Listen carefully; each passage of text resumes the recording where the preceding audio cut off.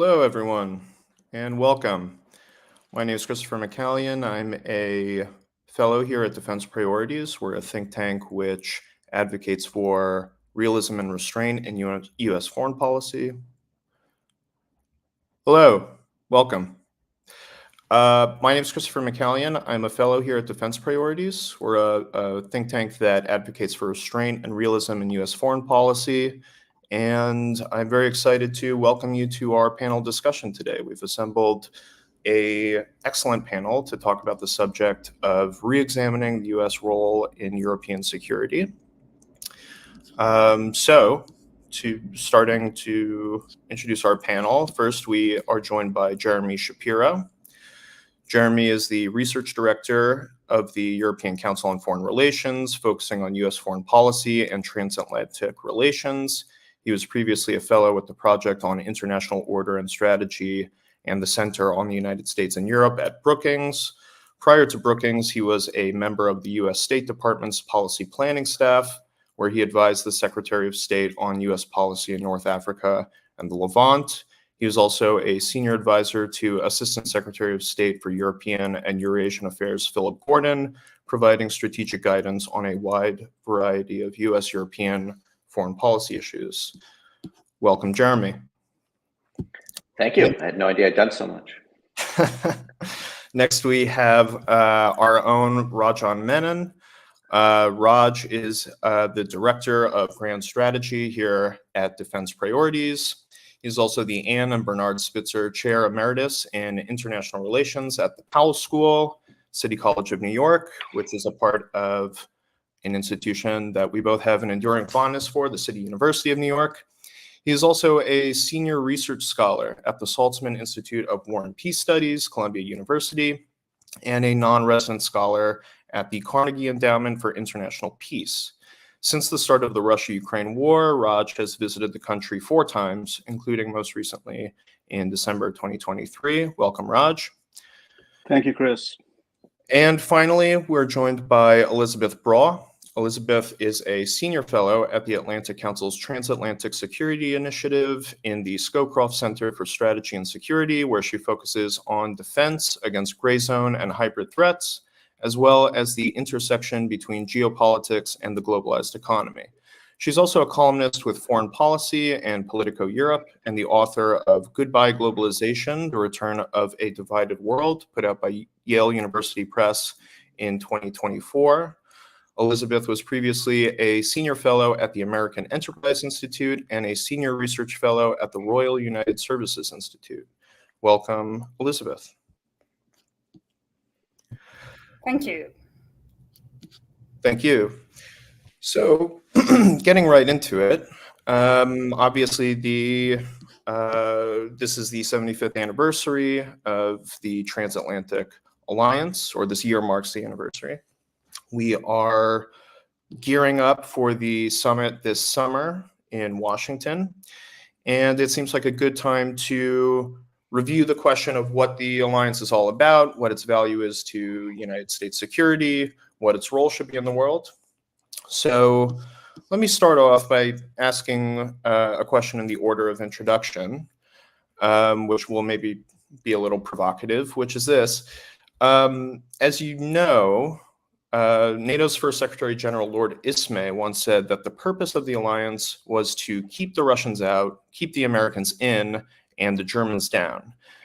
So 75 years later, is that still the purpose of the alliance, more or less? And if not, what is the purpose of the alliance? And is it the case that the Americans should stay in Europe? Take it away, Jeremy. Thanks. Although I was told the questions would be easier. Look, the purpose of the alliance is still clearly to keep the Americans in, and probably still to keep the Russians out. I'm not sure about the Germans anymore. But the question is somewhat harder as to whether the Americans should stay in. I think it's actually quite clear that they shouldn't, and of course, by that, I don't mean that they should leave Europe to its own devices entirely, but that it should be Europe that takes responsibility for the security of Europe. It is a sort of geopolitical oddity that a rich continent that is perfectly capable of defending itself doesn't, and depends on a foreign power to do so. And that creates all sorts of imbalances within the alliance, within European and American domestic politics. It queers American strategic priorities around the world. It's kind of a nightmare, frankly.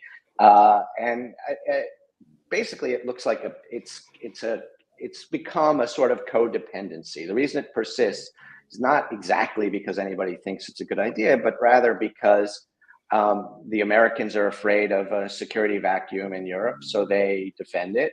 And since they do, the Europeans don't think they have to, so they don't defend it, and therefore the Americans have to. And it's a sort of vicious circle. In terms of the European side of that vicious circle, which is mostly what I study, I think all right-thinking Europeans these days are happy to tell you that they see that in the long term, there will be a U.S. retrenchment, at least from Europe. That retrenchment might come very quickly under Trump. It might come very slowly under Biden and other Democrats, but that it will happen in the not so distant future. At the same time, even though people acknowledge this, there's a lot of talk about it. Believe me, the seminars keep me employed, but very little planning, very little actual efforts to make Europe ready for this day. And that does encourage the codependency. I see three basic reasons why there isn't.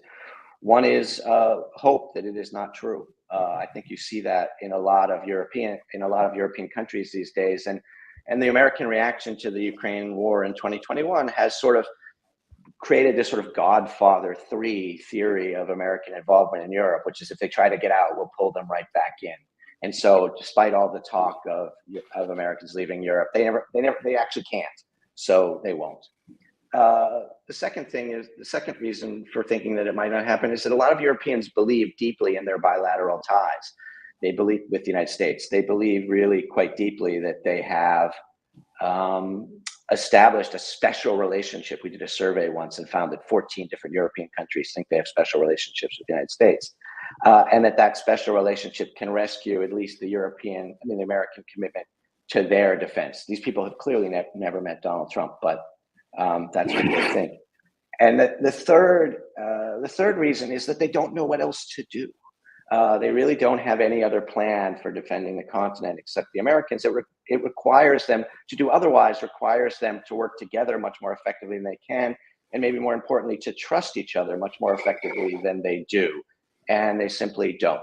So what you see going on right now in Europe is a lot of sort of Sturm und Drang and a lot of worry and even some action to deal with the possibility of a Trump administration or an American entrenchment coming from other quarters. But this is all what I call sort of Lampedusan change. It is changing things following Lampedusa's famous novel, The Leopard. It is changing things in order that they can stay the same. So what Europeans are trying to do is increase their defense spending to get the Americans to stay. And therefore the defense spending ends up being devoted to buying American weapons, not really buying the capabilities they need to defend themselves. It seems clear to me at this point that it's going to take not only a crisis, but probably a failure in American leadership to actually rebalance this relationship, which is a shame because that would be a disaster and it should be able to be done without such a crisis. But there we are. Great, thanks. Raj, your thoughts? The famous Ismay quote that will never die.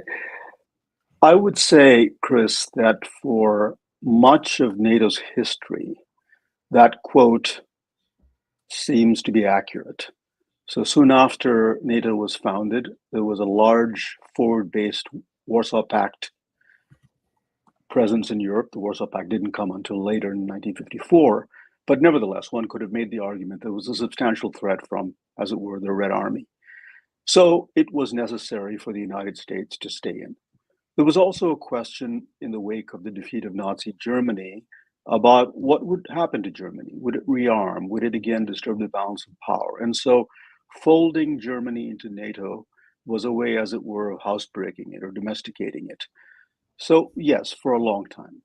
I think the argument has become increasingly threadbare. That is the NATO, the ISME argument. Europe has a combined GDP, let's use the EU as a proxy for NATO, about $18 trillion. Now, it beggars belief that a group of countries that are so wealthy on every dimension, be it per capita income, GDP, patents filed, defense industries, cannot do more to defend itself. So why haven't they? Partly because having the United States in Europe is a good deal for them. You know, what's not to like? The other reason is that although we have historically complained about Europeans not carrying their share of the burden, I think we rather like a dependent Europe. It's partly what makes for American primacy. It gives the United States a great deal of leverage over Europe. Now, as for keeping Germany down, I think that's now become increasingly absurd. If you look at the reports of the parliamentary commissioner for the Bundestag, now Eva Höll, if anything, the German army is riddled with problems. I don't think anybody believes that Germany will one day be a threat to its neighbors. Russia out, more complicated, because the Russian invasion of Ukraine has created the largest land war in Europe since 1945. And there's a belief on the part of some that Europe poses a clear and present danger, not only to Ukraine, which it self-evidently does, but also to the rest of Europe. I'm a skeptic in that regard. I'm not terribly impressed with the performance of the Russian army. It's lost about 350,000 people, casualties, and deaths taken together. In 2022, the Ukrainians recaptured 54% of their land. Since then, the Russians are in an advantageous position, but it took them 9 months to take the town of Bakhmut, 4 to take the town of Avdiivka. They've moved a little bit, but overall, I think the idea that the Putin's army, which is fighting now in year 3 against a manifestly weaker opponent, poses a threat to the rest of Europe, that is NATO Europe, I find to be preposterous. So I think that rationale is gone. So yes, the argument for keeping the Americans in is strong, especially after the expansion of NATO, because NATO's eastern wing is the one that's most devoted to keeping the Americans in, at least sympathetic to Macron's idea of strategic autonomy.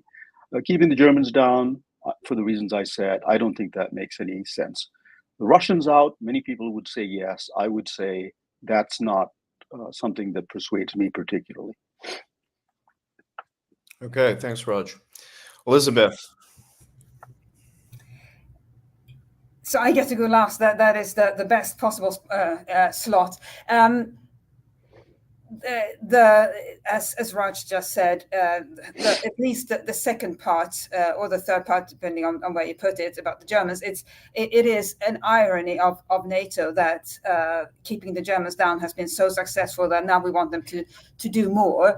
But it's also undeniable that being the primus inter pares within NATO has served America well. And I think that part of the reason why it's difficult to sell NATO within America is that the people who know the most about how what America's engagement in various European countries looks like as part of NATO are not the ones doing the talking. And these are people of all ages from all parts of the country, namely the people who serve in the U.S. Armed Forces or have served in the U.S. Armed Forces, who are obviously in a better position to say something about it.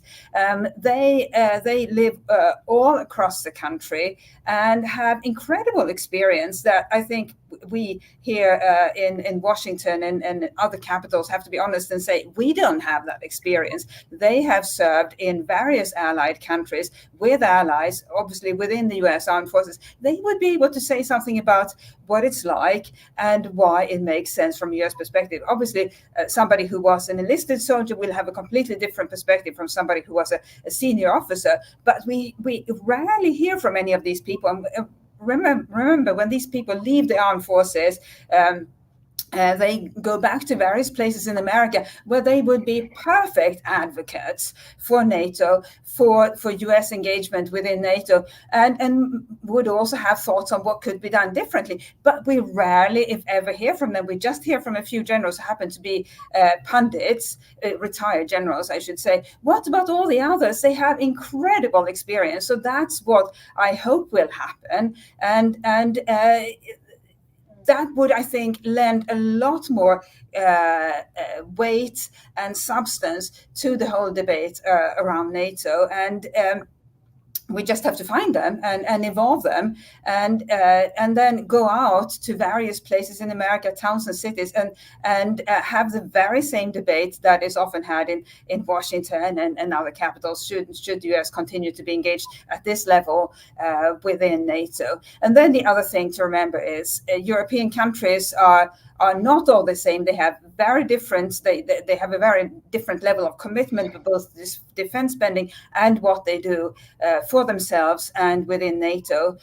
Some are, as what one might call star pupils. Some not so much. So it's really important, I think, to highlight what the star pupils do and why that is a valuable contribution, even though they are inevitably smaller countries than the US. It wouldn't be very kind to name and shame the poorly performing pupils or member states, but highlighting the well-performing ones would be a good idea. And also to see what they are doing that the US can learn from, because we should remember that even though the US has by far the largest armed forces and does the most within NATO, there are NATO member states that do certain things well that the US is not yet doing. And that's another value of being a member of an alliance and having friends. You can learn from your friends, and that is true for the US just as it is for any other country. So if you look at what various NATO member states are doing that the US can learn from, well,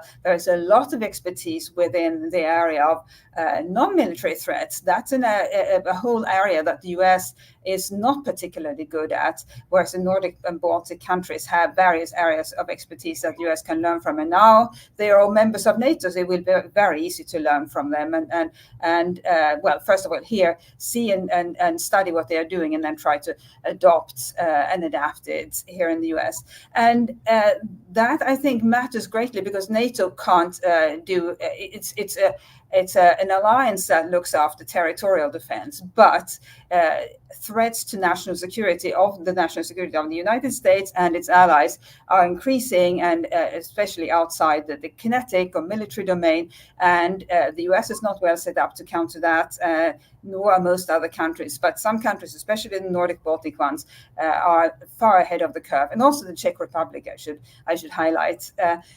And they can help the US and share their lessons or their best practices with the US. So it's not strictly a part of any sort of NATO duties, but it is a benefit of having NATO with this family of nations that engage in burden sharing. And yes, the US carries the largest share of the burden traditionally, and still does, but there are benefits to having these friends that go beyond the number of or the amount of dollars spent on defense. And then the third thing to remember is that defense spending, as measured in percentage of GDP, is always a blunt tool, and it's the best we have, but it's a blunt tool, and actually is quite unfair, and also doesn't measure accurately a country's commitment to its defense, because you can increase your defense spending significantly, but it will not result in directly in increases in weaponry, for example, because at the moment most weapons manufacturers are completely overbooked, and so you can say we will spend 3% on defense, 3.5%, but that won't increase your ability in any sort of near future. And the second thing about that is that even if you already spend a lot on defense, as Greece, for example, does, that doesn't immediately or necessarily benefit the alliance. So it is good to have friends. One can learn from them. It doesn't mean that things just have to stay the same, and that America should continue to underwrite European defense to the extent it has done until now. But I don't think it's as disadvantageous as it may seem. And to hear more about that, I think we really need to hear from all those people who have served the U.S. Within a NATO capacity in lots of allied countries. Over. Thank you. So it seems to me, hopefully without mischaracterizing anybody's positions, it seems to me that what Jeremy and Raj are emphasizing is more the need for burden shifting in the alliance, whereas Elizabeth, it seems to me that you're talking more about the need for burden sharing with a continued central role for the United States in the alliance. I want to related to that, I want to kind of drill down on something that Jeremy was saying. He brought up this argument that's often made that the Americans might like to leave Europe, but they can't because they'll always be drawn back in. If the U.S. isn't there to kind of solve collective action problems or act as a pacifier, that European power politics will draw it back in somehow. So I'm curious. I'd like to really nail down on the idea of what is the American interest in Europe. Is it vital to the United States? Is it a security interest primarily? Is it an economic interest primarily? What is it that would make it essential for the U.S. to stay? Or is it possible that the United States wouldn't have to take on that role of being the pacifier, hegemon, collective action resolver, etc.? Maybe we'll take it in reverse order and start with Elizabeth. Why does the U.S. have to stay? Yeah, and what's its core interest in Europe? It is having friends and allies who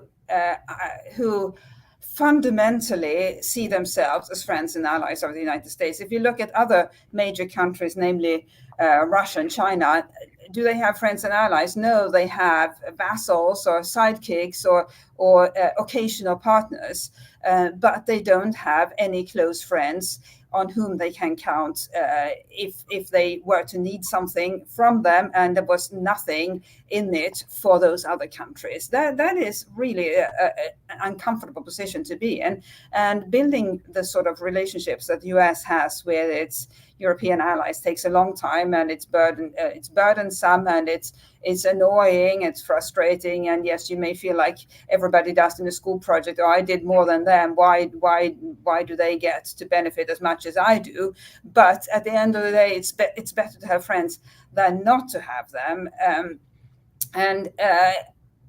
It doesn't mean that your friends should be able to get away with essentially having you do the homework for everybody every single time. But nevertheless, having countries that stick with you and back you up when you need them to, and essentially form an alliance with you on matters far beyond the immediate area of responsibility of NATO, that is invaluable. And if you look at, for example, the Warsaw Pact, it had similar ambitions, but because these countries at the end of the day didn't share any values, they were just commanded to be part of the Warsaw Pact as well, they were commanded by the Soviet Union to be part of the Warsaw Pact. Then at the end of the day, what was the Warsaw Pact for? It just crumbled. It's always frustrating when you have to divide, when you have to share responsibilities, and somebody will always end up doing more. But it's important to remember it's not Europe as one whole continent that doesn't do enough.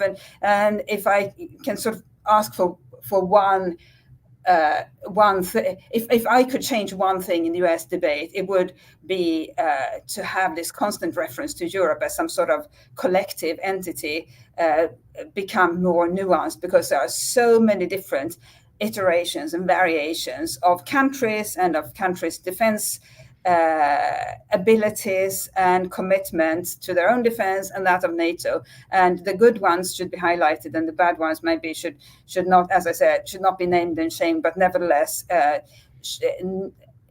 not every country should be lumped together as one underperforming entity. Feel free to jump in, Raj. Thanks, Chris. So your question, as I understood it, is what are U.S. interests in Europe? Historically, when the equilibrium in Europe has been disturbed, and it seemed as if a country or a group of countries would dominate Europe and change the balance of power, the United States has been drawn in. For example, World War I and World War II. But that doesn't explain the question. That doesn't provide an adequate answer to how the equilibrium should be kept. And I would argue that given, and this is in line with Jeremy's argument, I would argue that given the enormous resources of Europe, that equilibrium could be kept primarily with Europe doing the largest share and changing the historical pattern. Now, you alluded to the collective action problem. This is the argument that, well, the Europeans can't get their act together. The United States has to be the baby sitter, so they'll all behave and act in unison. I find that argument completely unpersuasive. If you look at the EU, here are a group of very disparate countries that have embraced a single currency, one of the largest markers of sovereignty. Most of them have. Many of them are members of the Schengen zone, internal border controls abolished. They have a common internal tariff. They've abolished external tariffs. They have a central bank. So Europe has in fact been able to do rather well in terms of collective action when it needs to. The longer we stay and provide be the indispensable nation in not just in the world but in Europe, the more the collective action problem will be exacerbated. If I were European, and I'll be quick because I want to hear what Jeremy has to say, I would look at two things. At the moment of the 228,000 American troops stationed abroad, about 81 are in the Asia Pacific, and before the Ukraine war, about 62, something like that, were in Yukon. Now it's about 100,000 American troops in Europe. But if I were a European looking forward, I would make the calculation that the Asia Pacific, because of the ascendancy of China, will have a greater call on American resources. And I would ask the question, if the Americans draw down in Europe, what is my answer to European security? A second and shorter term challenge that Europe will face.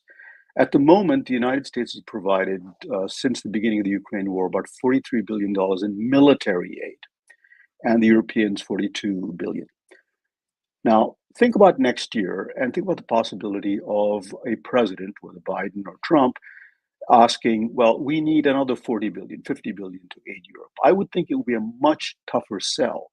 So this is a situation where Europe is on notice that it has a limited amount of time to articulate a strategy of its own about how it is going to cater to Ukraine's defense, because it itself has said that a Ukraine dominated by Russia would be a grave threat to Europe. So in Europe's own self-interest, it seems to me, quite apart from them having the resources, it makes eminent sense for them to take on a much larger burden. Now, in principle, that can be done outside of NATO without the alliance, and it can be done inside NATO.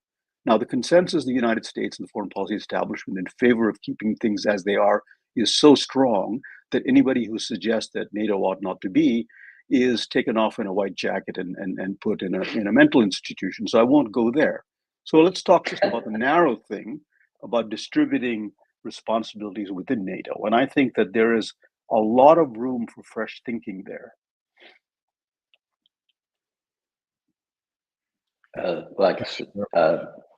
Thank you. I haven't spoken for a long time, so I guess I maybe have a lot to say.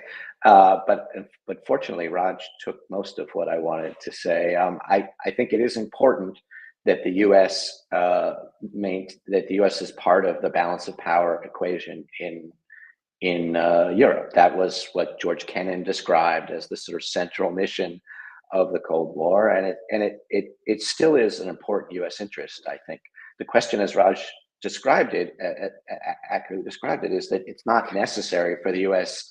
to lead the NATO coalition in order to sustain that balance of power in Europe anymore. Whereas it does seem like it kind of still it is in East Asia. very much so. And so that's why it seems to me that the U.S. priority should be there, and that has some natural resource implications for Europe, because despite the debate in the U.S. Congress, there are not actually infinite resources in the United States. I think there's a sort of weird element about the question of what the U.S. gets out of Europe and what the U.S. gets out of NATO. The idea here somehow is that we need NATO to, the U.S. is in Europe, NATO is in Europe to keep the U.S. in Europe, and the reason that the U.S. needs to be in Europe is to defend NATO. It's what the Pentagon calls a self-licking ice cream cone, which is an amazing term. And I think what we need to understand, that as Elizabeth says, the various European allies in various different configurations are incredibly valuable in a lot of different ways, and are great friends. And there is nothing that I think anybody in this room wants to do to disrupt that. But you don't, in order to sustain your friendship, you don't need to defend somebody's house. And it seems to me that the nature of the burdens are not serving that friendship well. Actually, they're attenuating it over time because they're creating such resentments. I also want to challenge a little bit this idea that military voices are not represented in the U.S. debate. There are 82 military former veteran members of the U.S. House of Representatives. There are 17 senators who are military veterans. That's triple their proportion of the population. And they're very loud and very vocal. I'm certainly glad that they're there, and I'm certainly interested in their voice. But by and large, the veteran voice in the U.S. debate is very well represented.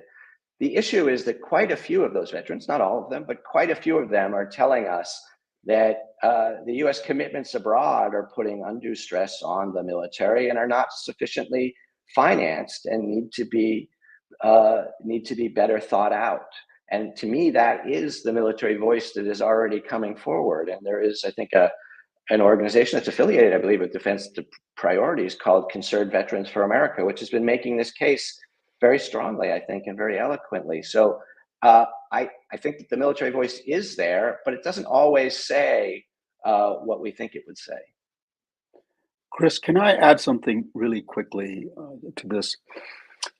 It has to, again, to do with what's been raised here. Now, there's ample room for countries within NATO to do more. So let's take two of the most consequential countries in Europe, Germany and France. Germany's defense spending is about 1.8% of GDP. France is about 1.5%. I take Elizabeth's point that that's a crude measure, but it's the measure we have and it's uniformly applied. So I find it very difficult to believe that those two states could not do more. In 2014, at the Wales summit, there were some benchmarks laid out. 2% of defense spending, 2% of GDP for defense spending. Fully 18 members of NATO are still below that, and some are barely there. On another metric, 20% of the defense budget for defense equipment procurement, everybody has met the target. But there's another target. In Riga in 2006, I believe, it was decided that 40% of NATO's troops should be deployable within, I think, 30 days, 15 days. I can't really remember. There's nowhere near that. It's about 25% now. So within the commitments already undertaken, there's much more that we can do. And then there's the interesting case of Britain. Rishi Sunak announced a great fanfare that Britain's defense spending would increase to 2.5% by 2020. Now that is from an existing spending of 2.2%. So 0.3% over by 2030 strikes me as at best a snail's pace for one of the leading military powers in Europe. I mean, Britain is an odd case because it's maybe not really part of Europe, but it's certainly part of NATO. Elizabeth, I imagine you have a lot to say to all that. So I was just going to counter Jeremy. I have to, Jeremy. And to the point I was making is that there are lots of members and former members of the military who have served in allied countries. I don't mean sort of generic people having served in the military. I mean the ones who have served in allied countries. They have specific knowledge about what that is like, what capabilities those countries have. For the good and the bad of what the capabilities of those countries have, and once they leave the military, they can speak freely about it. So I think that is just a phenomenal resource. Then obviously there are many others who have served in the military, but not in European countries, and they obviously have valuable perspectives as well. But it was the ones that have served in NATO countries that I specifically think we don't listen enough to, and especially the ones among the lower ranks. Somebody who has been an enlisted soldier may not have the strategic view, but he or she still has an understanding from the ground of having served in whatever the country is. And certainly that is a perspective that's as valuable as anybody else. I mean, these are the men and women we are talking about when we talk about the U.S. presence in various NATO countries. So these are the voices I think we need to hear more from, or hear from, period, because there is so little attention paid to their experience serving in allied countries, European allied countries. Very quickly, I'd like to, before moving on to the next kind of topic, I'd like to follow up on something that Elizabeth had said earlier regarding what the United States commitment interests are in Europe, rather. And you had said that it kind of undergirds our friendship with Europe, and I'm curious, what would be the conditions under which a transatlantic military alliance would no longer be appropriate, if it's about, because we assume that we want to remain friends with Europe forever, but Brian Blankenship has a new book out called The Burden Sharing Dilemma, where he notes that alliances prior to 1944, between 1815 and 1944, generally lasted less than 10 years. Obviously, we're marking the 75th anniversary of NATO. This seems like a bit of a historical, I think Jeremy used the term historical oddity. So what might be a condition where that would no longer be appropriate? Can I jump in, Chris? I wanted to really direct that to Elizabeth, because I was okay. Following up on. I didn't hear you say that. So Elizabeth, please. Oh, sorry. What would be the situation in which it would no longer be desirable or appropriate for the US to be involved at this level? Well, I think that condition would be world peace. So let's hope it comes sooner rather than later. But it would also, on a maybe more immediate note, it would be a situation where one of the European members of NATO, it would have to be within some sort of a NATO arrangement. One of the European members of NATO would become such a serious military power that the others would unquestioningly accept that country as a primus inter pares. And first of all, what would that country be? It would have to be the UK. And the UK is unquestionably a very successful military power, and in fact, it's so successful that it keeps punching above its weight, and that is the UK's problem. Its armed forces have a long history of being extremely good, and especially the Royal Navy has a worldwide remit that is extremely impressive, but it's also no longer appropriate. Well, it's very hard to sustain for a country that is these days a mid-sized country. And so even if the UK wants to have a world-leading military, as it does, and that's what Rishi Sunak has signaled with this new increase in defense spending, how are you going to sell that to the UK public? And it is a dilemma, and the UK politicians have been sort of kicking the can down the road for years in having the ambition to have a strong military, though not as strong as it would need to be in order for the US presence no longer to be needed in Europe. And yet the UK military has not been funded and won't be funded in the near future at a level where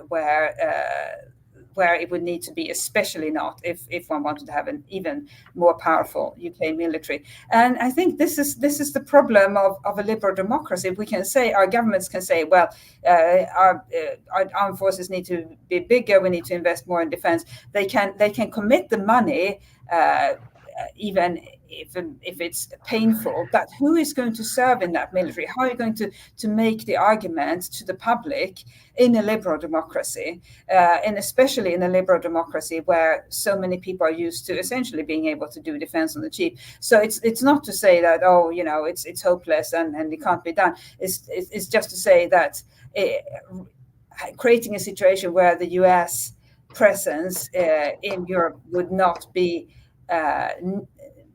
needed the way it is today is going to be a very painful road. Okay, I'm not sure if Jeremy or Raj are burning with desire to respond to that.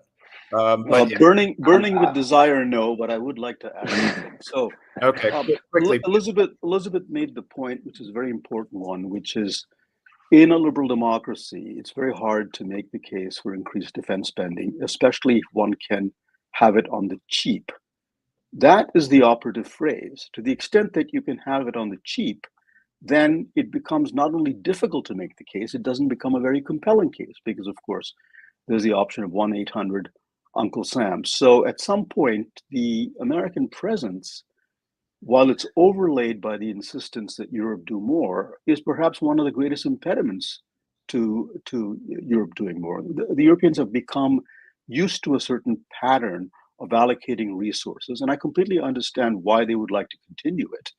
But I think it's increasingly indefensible. Take a look, anyone who's interested, I'm sure Jeremy and Elizabeth, of course, know this, and Chris, probably you, but the reports of the Parliamentary Commissioner for the Bundestag about the German army.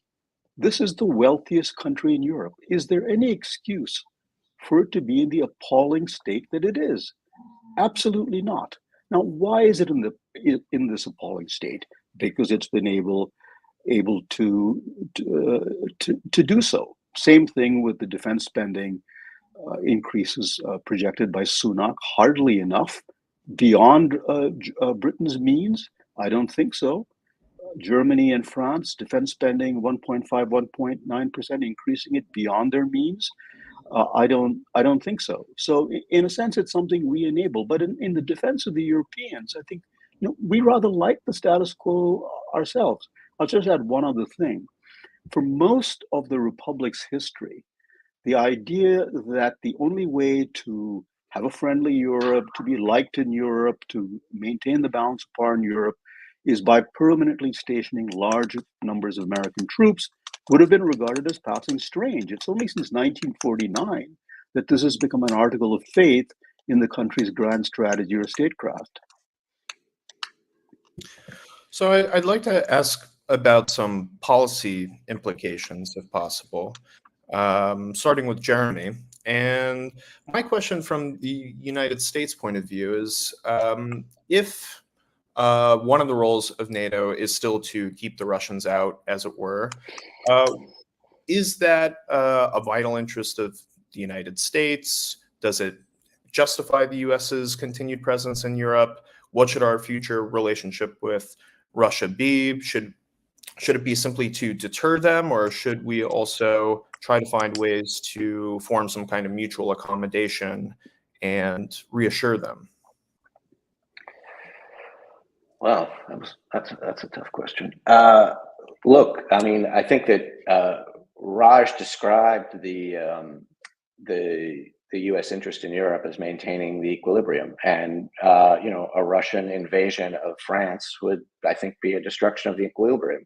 So that's something that the U.S. should be against, and even should, in extreme circumstances, devote resources to avoiding. The issue is not that. The issue is that that is a solvable problem without much U.S. Assistance because of the very large wealth and capability of these countries, as both Elizabeth and Raj have emphasized. And so you could imagine, whether NATO is part of it or not is not even that relevant. You could imagine a U.S. commitment to Europe, which was, let's say, much more distant, that involved nuclear deterrence, that involved still very friendly alliances with these countries, but didn't involve 100,000 troops, which is quite expensive, and which would satisfy the question of the ability to maintain the equilibrium in Europe quite easily, because Russia is, a real pain in the ass, but not actually a threat to the equilibrium in Europe. The question of the future relationship with Russia is even harder. I mean, right now we're in a very bad place. They've done some very bad things, and they're not really forgivable.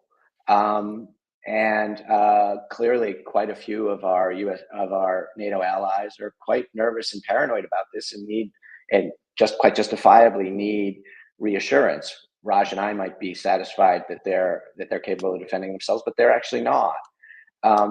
But I think long term, Russia isn't going anywhere. It's the largest country on earth. It was a mistake of most of these countries to locate themselves so near Russia, and they should be. And we need to think about how to live with them as a neighbor. In my view, it's a controversial one. The Russians have had a lot of quite legitimate security concerns, even if they have acted incredibly badly. And their security concerns don't excuse their illegal behavior.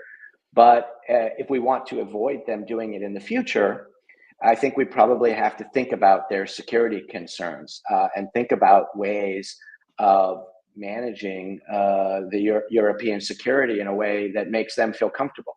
There's no fairness associated with that.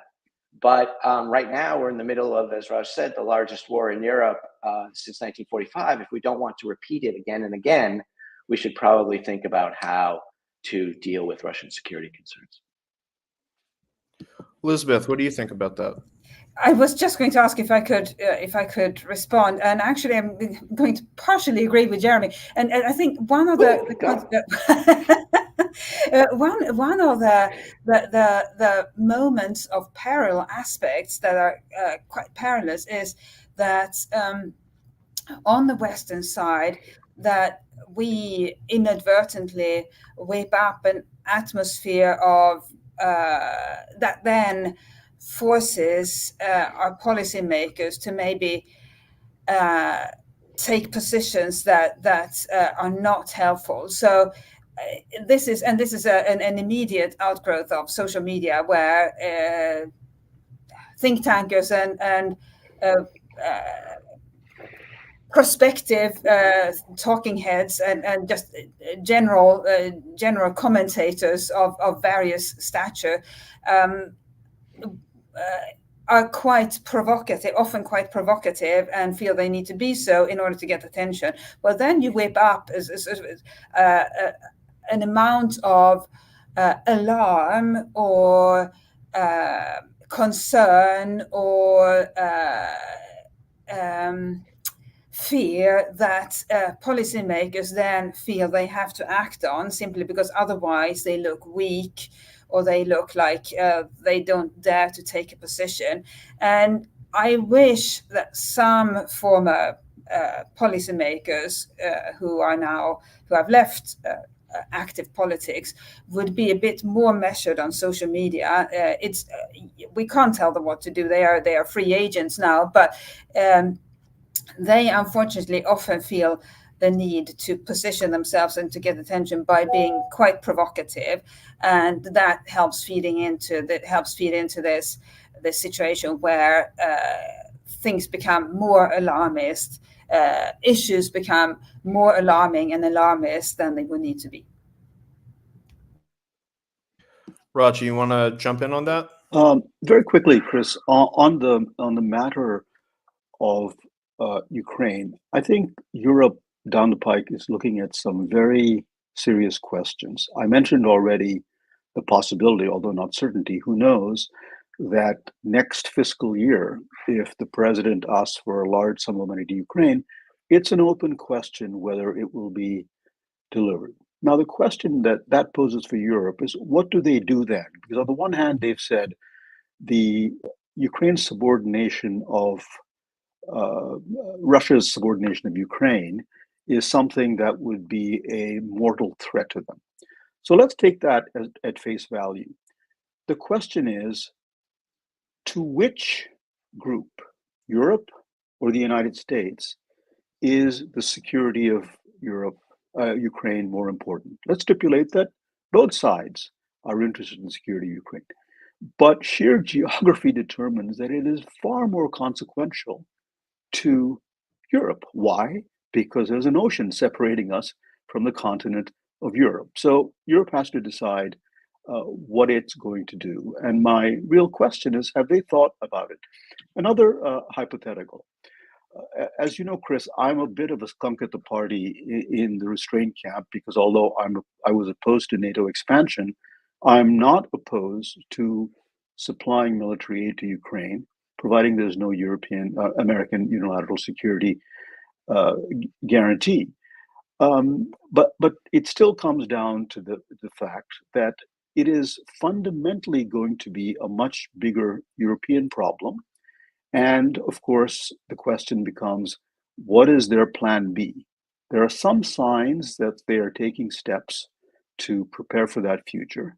But I would argue that the planning really lags behind the reality quite substantially. So we have very limited time left, so I'll make sure to ask you all a question that requires hours to answer, but you only have a couple of minutes. Perfect. What is the best way? I think everybody agrees that there is at least some need to either shift the burden or have greater burden sharing within the alliance. What do you see as being the best means to accomplish that? What is it that the United States should do in order to make that a reality? And what would you recommend to the United States government if you were in a position to do so, in order to, as it were, play hardball with our own allies? And why don't we start with Jeremy first? Okay, great. Well, interestingly, I was in a position to advise the U.S. government on this question once. They really did not listen to me. So I don't suspect they will this time. But look, I think as it's been described, I think accurately, this is a great deal for Europe. So we can't expect Europe to be making the first moves on this. Certainly, if I was a European, I wouldn't be doing anything if I thought I could get this deal forever. The measures that they're taking are hedges, and they're, as Raj said, they're insufficient, are measures that are hedging against the possibility that the deal will end. They're not measures to end the deal. So I think it has to be the U.S. that makes the first moves. I think that has to consist of two parts. The first part is, actually promoting greater common European defense spending and planning and integration, which is something that we have sort of done half the time and sort of half not done in a very schizophrenic way. And it specifically gets down to defense industrial issues. Really, by and large, especially in the last 20 years, the US view has been, integrate your defense however you want, but just keep buying American kit. And that doesn't really work, because Europeans are not going to spend a lot more defense dollars if they're sending it to US defense contractors. So I think the US has to get quite serious about understanding the defense industrial needs of Europe and promoting defense integration, even though it means defense industrial integration that doesn't advantage US firms. That, as Elizabeth said, has gotten slightly easier in the last couple of years because the defense firms are now somewhat overloaded, and so they're no longer so desperate for markets. But I think it's still a big problem. So that's the first thing. The second thing the U.S. has to do, and this is even harder, is pull away the net a little bit. I mean, you can't really get people to take these hard decisions about trusting their neighbors and spending more on defense and finding an alternative to the U.S. unless they're really dubious about U.S. Continued commitment, and you have to make them uncertain about that. The Trump administration was great at this. The other administrations have not been so good. Biden administration has had kind of a mixed record. They did pretty well in the first year or so, I think, but when the Ukraine war came, they basically said, "That's it, we're back." And as Raj said, they put another 35,000 troops in Europe, which speaks volumes. So I think that you really have to be willing to say to the Europeans, even in moments of crisis, look, we're your friends, we're here to help, but it's up to you guys. And Americans have never been comfortable doing that. Elizabeth, going to you. Well, I think the way to go about it is to single out countries, the top performers and the bottom performers. So if you say Europe needs to do more, well, who is Europe? Nobody feels identified if you say Europe. But if you say such and such countries, there's an opportunity for you to do more. And don't just say it in negotiations with that country or those countries. Say it publicly. And I think everybody on this call will have a pretty good idea of who the bottom performers are. But that is something that maybe should be brought to the attention of a more general circle of people, and for essentially not for